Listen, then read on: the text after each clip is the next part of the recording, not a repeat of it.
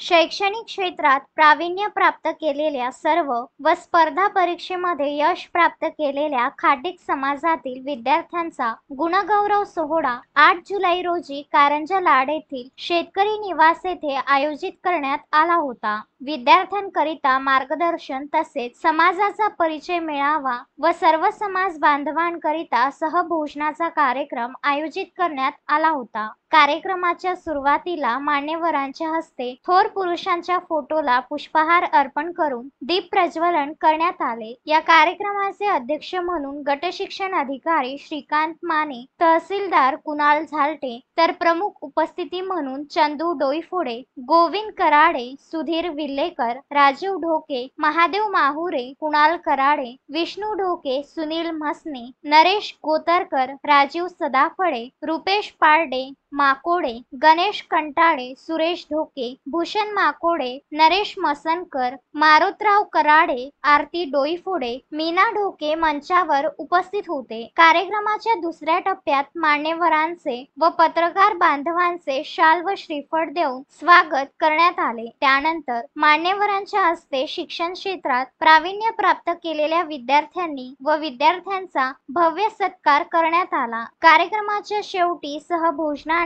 कार्यक्रमाची सांगता करण्यात आली। या कार्यक्रमासाठी वाशिम जिल्हा हिंदू खाटीक समाजाच्या सर्व पदाधिकारी व कार्यकर्त्यांनी अथक परिश्रम घेतले। अक्षय लोटे, विदर्भ न्यूज, कारंजा लाड।